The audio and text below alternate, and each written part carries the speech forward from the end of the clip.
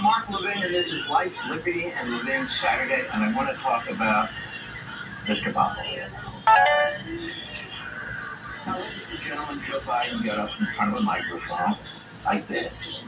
He read the lines as best as he could. He started out the other day by attacking Donald Trump, saying he's a dangerous man to attack our justice system like this. He had his day in court with the appellate process. The jury decided. Well, of course, the problem is there was a jury. There should never been a jury. There should never been a case. The prosecutor is the resource prosecutor. The case should have been dismissed. The problem is you have a judge who is a Biden judge. So now you have two individuals, two dishonest individuals who lack complete integrity. That is, Bragg and Rashawn, who are influencing a federal national presidential election. Joe Biden's fine with that. I'm glad to know Joe Biden's fine with that, because apparently Joe Biden believes that that is precedent. What took place in the New York court, he's very happy with it. Just let the process play out. Okay, let's let the process play out. So where are we with the Rashawn Bragg decision? Because it's them. The rules to the instructions to the jury gave an inevitable result. So where are we? Where we are is, if you make an effort to influence an election as a candidate, to prevent something negative from coming out, in order to present a false positive picture, you've then created a criminal event. What's the law? Doesn't matter. What's the intent? Doesn't matter. Yes, we actually have intent in the case of Joe Biden. What are you talking about? God willing, if Donald Trump is the next president of the United States, I am going to urge him, I'm going to lobby him, to tell his Attorney General of the United States, let's stop playing games, to indict Joe Biden and indict Anthony Blinken. Because according to Bragg, Rashawn, Biden, their media, and their surrogates, they committed a crime. In this case, we don't have to even recreate it through some phony link to a federal statute to revive a state statute. We don't need to get into all that stuff. The federal campaign law. It doesn't matter which part of the law, even though we have one, because that is the precedent that comes out of the New York case that I just supported. Okay, what am I talking about? I have in front of me a letter, October 19, 2020. Public statement on the Hunter Biden emails. It's about the Hunter Biden laptop. You aware of this? 51 former intelligence spooks from all levels of the CIA, National Security Council, and all the rest of it signed a letter, the purpose of which was to influence the election. And in the letter they say, for a bunch of reasons, we write to say that the arrival on the U.S. political scene of emails, that's the Hunter Biden laptop, reportedly belonging to Vice President Biden's son Hunter, much related to his time serving on the board of the Ukrainian gas company Burisma, has all the classic earmarks of Russian information operation. And they go on to make their case. And not only that, he leaked it to the media. Well, who prepared that letter? The letter's a lie. The letter's a lie. The laptop is legit. It's being used in a federal case right now against Hunter Biden. It's 100% legit. The laptop, therefore, was dismissed as a non-issue as Russian disinformation 2 weeks before the election. 2 weeks before the election. In fact, in the final debate, Joe Biden pointed to a piece in the media citing the experts that this was Russian disinformation when it was brought up by Donald Trump. So the fact that it was used, the fact that it was organized, the fact that it was a negative story that was squelched to influence the election, there is no debate. I don't need a porn star to tell me that. I don't need a 400-time liar to tell me that. I don't need a crooked judge to tell me that. I don't need a crooked Soros prosecutor to tell me that. I don't have to play with the rules of evidence. I don't have to destroy due process. It's a fact. It's simple. It's open and shut. Game over. Biden and Blinken need to be indicted. God willing, if Donald Trump is president. I'll tell you why. They leaked this letter to a specific reporter at the Washington Post. How do we know? Because it was testified to that effect to Congress under penalty of perjury by the former deputy CIA director to Obama, Mike Morrell, who signed the letter. And so what happened exactly? Well, first of all, here's one of the stories that took place the same day the letter went out. Here it is, October 19, 2020, Politico, one of the favorite outlets for the Biden regime. And it says more than 50 former senior intelligence officials have signed on to a letter outlining their belief that the recent disclosure of emails allegedly belonging to Joe Biden's son, quote, has all the classic earmarks of a Russian information operation. The story was planned. The outcome was the outcome they wanted. Right, Joe? Yeah, I think so, bobblehead. But what else do we know? Wall Street Journal opinion piece summed it up nicely. April 23rd, 2023. The House Judiciary and Intelligence Committees released portions of a deposition transcript exposing the origins of the statement from the 51 former U.S. spies declaring that Hunter's laptop had, quote, all the classic earmarks of a Russian information operation, unquote. The admission came from Mike Morrell, former deputy CIA director under Barack Obama. The letter served its political purpose of giving the media and Joe Biden the opening to dismiss the New York Post laptop scoop on Russian disinformation. Turns out the Biden campaign was behind the letter. Okay, case closed. But I got more. Mr. Morrell told Congress, under oath, under penalty of perjury, that he received a phone call from Anthony Blinken. Last time I checked, he is our pathetic Secretary of State.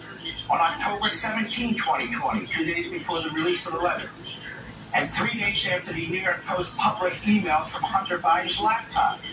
Why were those emails important? Because they implicated Joe Biden in illegal foreign business schemes to get money from the communist Chinese. Mr. Blinken was then a senior advisor to the campaign and now Secretary of State.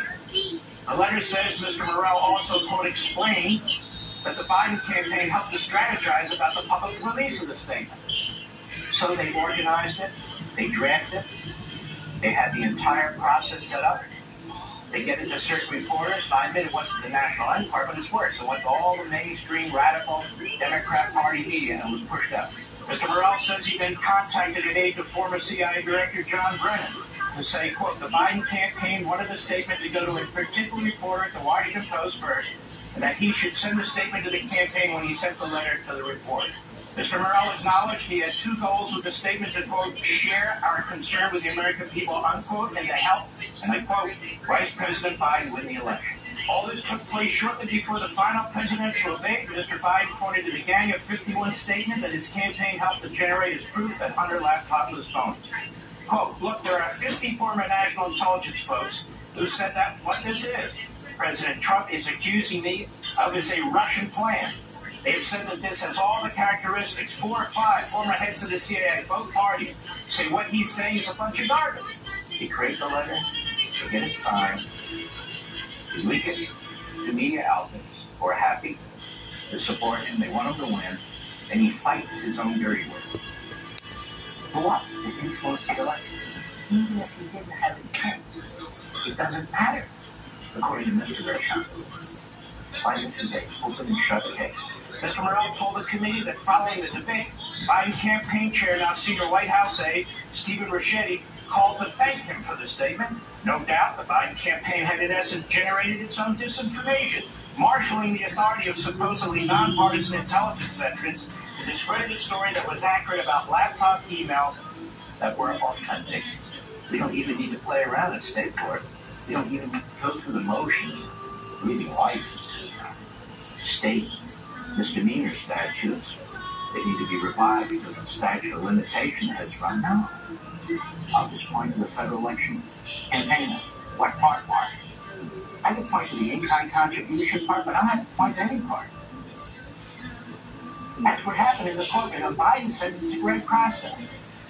Joe Biden and Anthony Blinken, God willing, Donald Trump as president, must be indicted if we're going to have an equal application of due process, or in this case, really no due process. That's what needs to happen. But we have another problem for Joe Biden, for which he needs to be indicted. We have a special counsel report by Mr. Herr that says he willfully disclosed classified materials. I quote. In other words, he violated the Espionage Act. And when he violated the Espionage Act, he wasn't president, so there's no presidential privilege that you can assert. Or you can't assert that as head of the executive branch, he's immune from such prosecution, which I think he would be. That's my own view. But his violations occurred when he was a U.S. Senator, when he was Vice President of the United States, and when he was a private citizen. He got an $8 million book deal. In other words, he got $8 million for spewing classified information about Afghanistan meetings. That's a crime. If anybody else did it, it would be a crime. Now, Joe Biden believes in the rule of law, so let's stick with the rule of law here. The fact of the matter is that you can indict a president after they become president for actions they took having nothing to do with this president. That's not even what's up before the Supreme Court on immunity, which is the actions of a president when a president leaves. This is about the actions of a president before he was president, when he was vice president, when he was a private citizen, when he was a senator. Now, what about the statute of limitations? They don't matter. We have a case in New York. Statute of limitations? What statute of limitations? For goodness sake. We just breathe getting out of this. We have so much evidence in this report from Mr. Hurd of willful violation of classified information, it's hard to keep track. I know that the Department of Justice said they're not going to act because Mr. Hurd said and certified that Joe Biden is an imbecile. And plus, you can't indict a sitting president. Well, number one, he's no longer a sitting president. Number two, the imbecile defense is not one that a Trump attorney general has to accept. In fact, I've never heard of an imbecile defense before, but we have it. It's the first timer. So Joe Biden is exposed, and in my view, should be indicted for willfully disclosing classified information, effectively selling secrets for a profit, and trying to cover it up. What do you think of that, Joe? And one other issue while I'm here, we have two great guests, John Yoo and Leo Terrell. Stick with us tonight. I do not understand the resistance or the confusion, and I make the point that you cannot allow the case in New York to stand. Because the case in New York stands for what? Not just lawlessness, not just the violation of the Federal Bill of Rights as applies to the states in the 14th Amendment, and not just the violation of a presidential candidate, former president, the Republican putative candidate, and his due process and equal protection rights, although that would be bad enough. We the people have suffered. We the people have been attacked. The campaign process that's been in place since the beginning of the Republic has been altered by a Soros prosecutor and a Biden-conflicted judge. Now, does the whole country have to abide by that now? And they did it through all kinds of schemes, lies, censorship that took place in that Star Chamber. The appellate court process in New York is not sufficient. Whatever they rule, it's going to be too late. That's number one. Number two, an appellate court process in the state should not determine the impact on a federal campaign under federal campaign law of a federal presidential campaign, whatever they decide. So the process has already been breached. The jurisdiction, the Constitution has already been breached, regardless of what the New York appellate court says. This needs to be put back in the box. Now, there's only one entity can do it. I heard somebody say, well, we got to get it into the federal district courts, the second court. That's not right. That's not even possible. Well, we got to wait to the end of the state court process. When you wait to the end of the state court process, then the constitutional issues are destroyed. We've had people here say, those lawyers, and they're right. All these issues that are relevant. One said, we can't unravel this. Our system's been destroyed. Another said, the public will at some point rise up and demand justice. Well, the problem is we have lifetime appointed federal judges. We've elected judges. Okay. Do you think the electorate in Manhattan gives a damn what we have to say about anything? They're going to rise up and do a take parade for these guys. So these are not serious answers. As an advocate, as somebody who has litigated against the law for 40 years, you got to do better than that. There's only one body that can save this judicial system and the top judicial court in the country. You have to give it an opportunity to address this. If you choose not to, and then what's done is done. But you have to give it an opportunity. And when you're trying to save the country, Even if you have a 10% chance, isn't that good enough? It's not. You don't play a football game and say, I got to the 30-yard line and there's the end zone. Game over. Because the referee says, not a 30-yard line, that's it. No. We're going for the end zone. I've never heard of a battle in which you surrender and just keep whining about it. So, quickly, this is an important constitutional matter that raises incredibly important constitutional issues. That's what the Supreme Court's for. The extent of state court powers and the powers of a DA, this is crucial because we have thousands of DAs and assistant DAs and thousands of state judges. In Marshawn's case, an acting judge. Yeah. So, whatever is resolved in New York doesn't resolve it for the country. That's number one. Number two, the Supreme Court cares about cases that affect the entire nation. This case affects the entire nation like no other case. What are you talking about? Number three, we have precedent. The court steps in and versus court under different circumstances or facts. But what does it tell us? It tells us that the court has a predilection in treating presidential elections differently than other activities, and that even though it's an exceptional case for the court to take up, these are exceptional times, exceptional circumstances that requires immediacy, not the lumbering process in the state court. So the president's lawyers want to stick with that process for the purpose of preserving his appeals. But then we have the bigger issue. The presidency, federalism, due process, equal protection, the First, Fifth, Sixth Amendments right off the top of my head. Equal protection. Our campaign is not on equal footing because of what happened in that courtroom. Joe Biden's able to run an unfettered campaign. Now the debate is, will the judge give Trump house detention? Will he require Trump to sign in every time he leaves the state for another state? In other words, this is an ongoing interference with the election. The unconstitutionality is ongoing. One state's decision, really, one DA and one judge's decision, should not affect the entirety of an election for all of us voters who don't live in Manhattan. The Supreme Court has the power in extraordinary instances to grant relief by use of common law powers. Are they rare? Yes.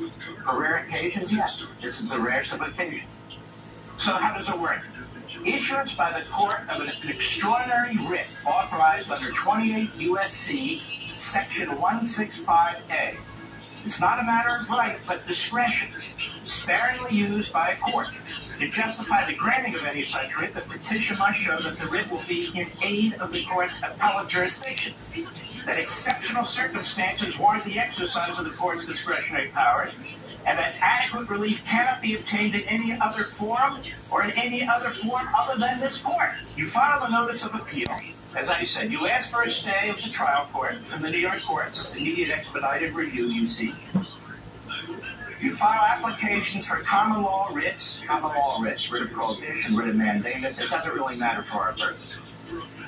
What you're trying to do is get the case to the door of the Supreme Court. You have 1,000 federal constitutional reasons for doing it.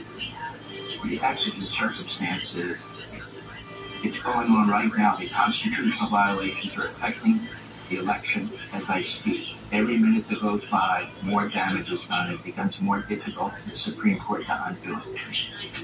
I don't know why this is complicated. I don't know why people resist it. Well, it's a long shot. It may not work. So what? If you don't take a long shot, you take no shot. But it's not a coup process. It's just a different process. Of Bush v. Gore, if the Bush and Cheney campaign had not filed a petition with the Supreme Court, we never would have had Bush v. Gore, would we? You give the court a different path, a common law. You seek common law writs, which is rare, but safe for these extraordinary circumstances. That's the point. I have no idea if the court will take the case, if it does or not. If it doesn't, you're no worse off than you were before. But there's so many serious constitutional issues that affect our liberties, that affect our voting system, that affect the presidential election process, that affect what I'll call reverse journalism, when a court steals the authority from the federal FTC or U.S. Attorney General. These are matters that must be addressed, not by state courts It belongs in a federal court, and the only federal court that can take it and make a final decision is the U.S. Supreme Court. So why would you stop at the 30-yard line and say this is going to destroy the country? I don't know how we unravel it. We'll never get back. It's a sorry day. I surrender. I never surrender. You know why? Because the enemy never surrendered. I'll be right back.